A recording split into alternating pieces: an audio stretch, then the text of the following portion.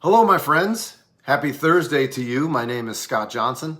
I'm a certified strength and conditioning specialist and a 23-year firefighter. I program strength and conditioning for firefighters over at my blog, truckroom18.blogspot.com. So go check that out if you're looking to get stronger and increase your anaerobic conditioning. So what are we talking about today? One of the fundamentals of human movement is that proximal core stiffness enhances distal strength and athleticism. In other words, your ability to stiffen and resist movement at the spine will enhance your ability to move your limbs with strength and speed. I will give you two examples of core stiffness. We will briefly talk about deadlifting and sprinting to give you a visual of what I'm talking about. But first, what is your core? It is very fashionable to talk about core training, but what are we really talking about? Your core is all of the musculature between your hips and your shoulders. That's a pretty large area that we're talking about. It's not just your abs. It's not just your lower back. The muscles of the core can be used to create motion at the spine. That is flexion, lateral flexion, extension, and rotation. I have no issue with strengthening and mobilizing your capacity to move in these ways. We need these capabilities, but also we need the ability to resist flexion, lateral flexion, extension, and rotation. Let's illustrate the point by talking about deadlifting. When we are deadlifting, we are stiffening our core and using the muscles of our legs to put force into the floor and move the barbell.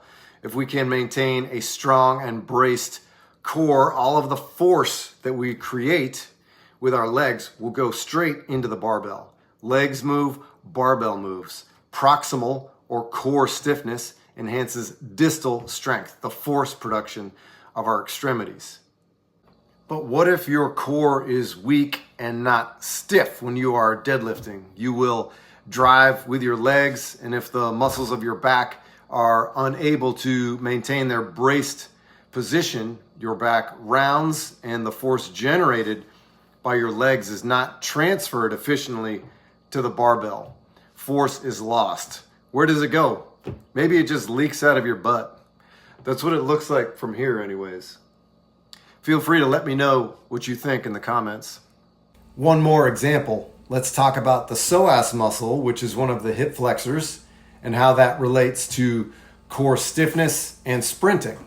Your psoas originates at your spine from T12 to L5, then it inserts at the lesser trochanter toward the top of your femur.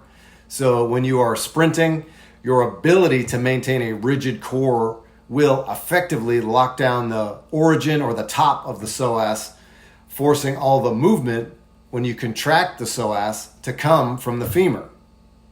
If your core is weak and not stiff and you are sprinting, the psoas will contract and create movement at both ends, at the spine and at the femur. This leads to a loss of speed. Force will be lost that could have been expressed in leg velocity. The capacity to stiffen the core between the hip and the shoulder joints while sprinting produces higher limb speed and higher force production.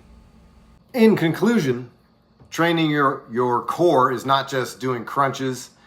Yes, we should look at how the muscles of our core can create movement at the spine, but it is also important to consider how we train and how we use the muscles of our core to resist movement, to resist flexion, extension, and rotation, to generate strength and athleticism in our limbs. Just something to think about in your training. Thanks for watching. See you next time.